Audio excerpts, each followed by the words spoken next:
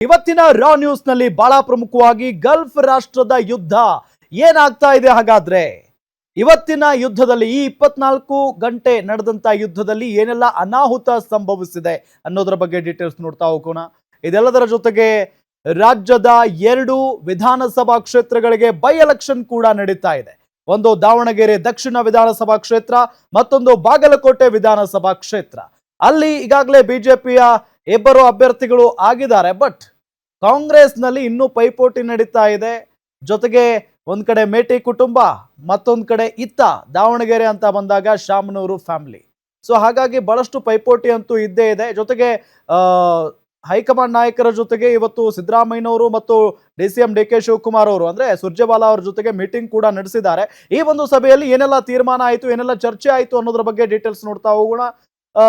ಬಹಳ ಪ್ರಮುಖವಾಗಿ ಮೊದಲನೇ ಸ್ಟೋರಿ, ಗಲ್ಫ್ ರಾಷ್ಟ್ರದ ಯುದ್ಧದಲ್ಲಿ ಇದುವರೆಗೂ 6 ಜನ ಭಾರತೀಯರು ಬಲಿಯಾಗಿದ್ದಾರೆ.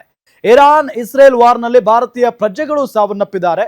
ಇದುವರೆಗೂ 6 ಮಂದಿ ಭಾರತೀಯರು ಸಾವನ್ನಪ್ಪಿರೋದು ನೋಡಿ. ಗಲ್ಫ್ ರಾಷ್ಟ್ರದ ಯುದ್ಧದಲ್ಲಿ ಇದುವರೆಗೂ 6 ಜನ ಭಾರತೀಯರು ಬಲಿಯಾಗಿದ್ದಾರೆ.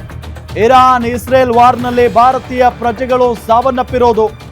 ಇದುವರೆಗೂ 6 ಮಂದಿ ಭಾರತೀಯರು ಸಾವನ್ನಪ್ಪಿದ್ದಾರೆ, 2 ನಾಪತ್ತೆಯಾಗಿದ್ದಾರೆ. ವಿದೇಶಾಂಗ ಸಚಿವಾಲಯದ ಹೆಚ್ಚುವರಿ ಕಾರ್ಯದರ್ಶಿ ಮಾಹಿತಿಯನ್ನ ಕೊಟ್ಟಿರೋದು. ಸೌದಿ ಅರೇಬಿಯಾ, ಓಮನ್, ಇರಾಕ್ ಮತ್ತು UAEಗಳಲ್ಲಿರುವಂತಹ ಭಾರತೀಯರು ಮೃತದೇಹಗಳನ್ನ ಭಾರತಕ್ಕೆ ತರೋದಕ್ಕೆ ಸ್ಥಳೀಯ ಆಡಳಿತದೊಂದಿಗೆ ಮಾತುಕತೆ ಕೂಡ ಆಗಿದೆ. ವಿದೇಶಾಂಗ ಸಚಿವಾಲಯದ ಅಸೀಂ ಆರ್ ಮಹಾಜನ್ ಹೇಳಿಕೆಯನ್ನ ಕೊಟ್ಟಿದ್ದಾರೆ. ನೋಡಿ, ಯುದ್ಧ ಅಮೆರಿಕ ಇಸ್ರೇಲ್ ವರ್ಸಸ್ ಇರಾನ್ನ ನಡುವೆ ನಡೀತಾ ಇದೆ.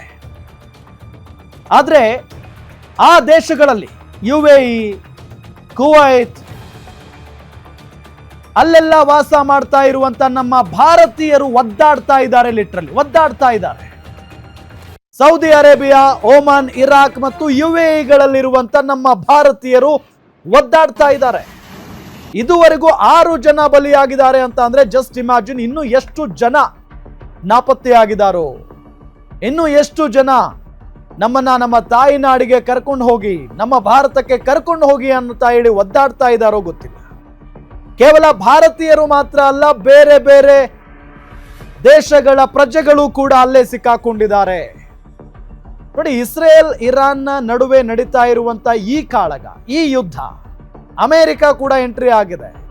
ನಿರಂತರವಾಗಿ ಪ್ರತಿದಿನ ಯುದ್ಧ ನಡೀತಾ ಇದೆ. ಈಗಿನ ಕಾಲದಲ್ಲಿ ಪ್ರತಿಯೊಬ್ಬರು ಕೆಮಿಕಲ್ ಮಿಶ್ರಣ ಆಹಾರ ತಿಂದು BP ಶುಗರ್ ಬಂತು ಅಂತ ಚಿಂತೆ ಮಾಡ್ತಾರೆ. 24 ಧಾನ್ಯಗಳನ್ನ ನೀರಿನಲ್ಲಿ ನೆನೆಸಿ, ನೆರಳಿನಲ್ಲಿ ಒಣಗಿಸಿ, ಮಣ್ಣಿನ ಮಡಿಕೆಯಲ್ಲಿ ಹದವಾಗಿ ಹುರಿದು ಸಾಂಪ್ರದಾಯಿಕ ಪದ್ಧತಿಯಲ್ಲಿ ತಯಾರಾಗಿದೆ ಜೀನಿ. BP ಶುಗರ್ ದೂರ ಆಗ್ಬೇಕು ಅಂದ್ರೆ ಪ್ರತಿದಿನ ಜೀನಿ ಕುಡಿಯಿರಿ. ಎಲ್ಲೋ ಒಂದ್ ಕಡೆ ಅಮೆರಿಕ ಹೇಳುತ್ತೆ ಈ ಯುದ್ಧ ಕೆಲವೇ ದಿನಗಳಲ್ಲಿ ಮುಗಿಯುತ್ತೆ ಅಂತ ಹೇಳಿ. ಬಟ್ ಇರಾನ್ ಹೇಳ್ತಾ ಇದೆ, ಯುದ್ಧವನ್ನ ನೀವು ಶುರು ಮಾಡಿದಿರಿ, ಮುಗಿಸೋದು ನಾವು. ನಿಮ್ಮ ಗೊಡ್ಡು ಬೆದರಿಕೆಗೆ ನಾವು ಮಾತ್ರ ಹೆದರಲ್ಲ, ನಾವು ಮಾತ್ರ ಬಗ್ಗಲ್ಲ ಜಗ್ಗಲ್ಲ ಅಂತ ಹೇಳಿ ಹೇಳ್ತಾ ಇದೆ Iran.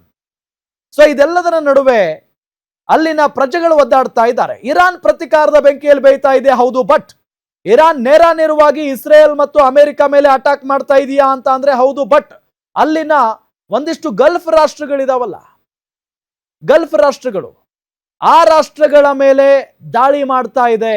Saudi Arabia, Oman, Iraq, UAEಗಳ ಮೇಲೆ, ಜೊತೆಗೆ ಕುವೈತ್ನ ಮೇಲೂ ಕೂಡ ದಾಳಿಯನ್ನ ನಡೆಸಿದೆ ಇರಾನ್.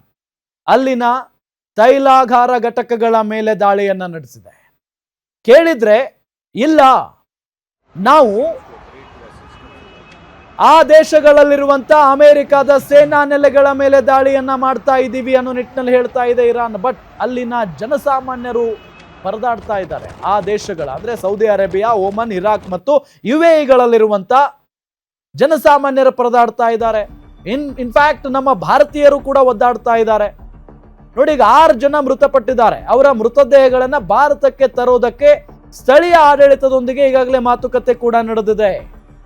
ವಿದೇಶಾಂಗ ಸಚಿವಾಲಯದ ಅಸೀಂ ಆರ್ ಮಹಾಜನ್ ಈ ಬಗ್ಗೆ ಮಾತನಾಡಿದ್ದಾರೆ.